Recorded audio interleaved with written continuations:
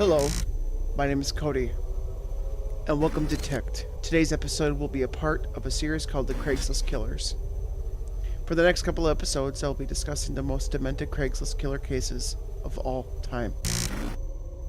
What is Craigslist? Craigslist is an American classified advertisement website with sections devoted to jobs, housing, for sale items, items wanted, services, community service, gigs, resumes, and discussion forums. Now that we know what Craigslist is, let's start off with the first ever killer that was dubbed the Craigslist Killer. Today we'll be talking about Michael John Anderson. On October 25th, 2007, when Michael was just 19 years old, changed his life and his victim's life. 24-year-old Catherine Ann Olson's life forever. Michael John Anderson posted an ad on October 22nd, 2007, requesting a babysitter for a 5-year-old girl. Olson responded to the ad.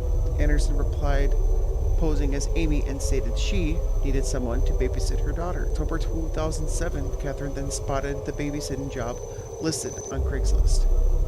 The two exchanged emails, and Catherine told her roommate that she found Amy strange, but had agreed to babysit her daughter on Thursday from 10:30 a.m. until 5 p.m. on October 25th, 2007. Olson left for the babysitting job at Amy's house. She placed her last cell phone call to Amy's phone just before 9 a.m. A short time later, authorities say she was met at the house by 19-year-old Michael John Anderson, a paintball fanatic who dropped out of school and was shy around women. Anderson led Olson to his split-level house. He then somehow got her upstairs to his bedroom, where he then shot her in the back with a .357 handgun, and then dragged her downstairs and tied her ankle with red twine. Anderson stuffed Olson's body in a sleeping bag in her trunk and drove 5 blocks away before ditching her vehicle at Kramer Nature Preserve in Burnsville, Minnesota. Evidence later showed that Anderson acting alone, after he stated to authorities that he only did it because he thought a friend would find it funny. Authorities found it confusing because there were 0 signs of sexual assault. Authorities found a handgun with a shell casing in his blood-spattered bedroom. A trail of Olson's blood showed her body had been dragged down the stairs. The steps had been cleaned, but not the risers. Anderson was brought into custody during his job at the Minneapolis-St. Paul airport. During Anderson's trial, defense attorney Alan Margulies depicted a lonely, socially inept young man who lived with his parents and never dated.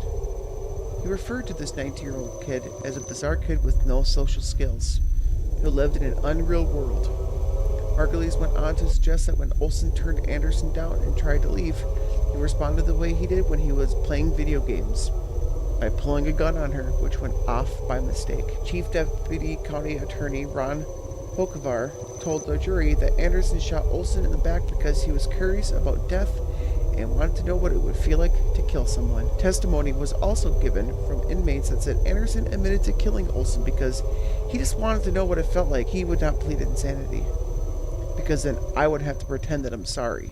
Judge Mary Thiessen said that she believed Olson was running for her life when Anderson shot Olson and thought it was an act of cowardice. She made reference to Anderson stuffing Olson in the car trunk and leaving her to die as a brutal, incomprehensible act. Shown no remorse, no empathy, and I have no sympathy for you. She then handed down her sentence of life in prison without parole. Catherine Ann Olson was just 24 years old and had recently graduated summa cum laude in St. Olaf College in Northfield, Minnesota. Many her age would have been afraid to venture so far from home, but Olson had a passion for traveling and had been to several places around the world. One time she had even worked as a juggler for a circus in Argentina. Mr. John Anderson is not a murderer. He's a thief of the future of our family's joy, said Reverend Rolf Olson, the victim's father. He needs to be prevented from inflicting evil on anybody else's life ever again. The Lutheran pastor then stated that he believes God will help him to forgive Anderson. But in this situation, he said, I don't sense that there's a hurry.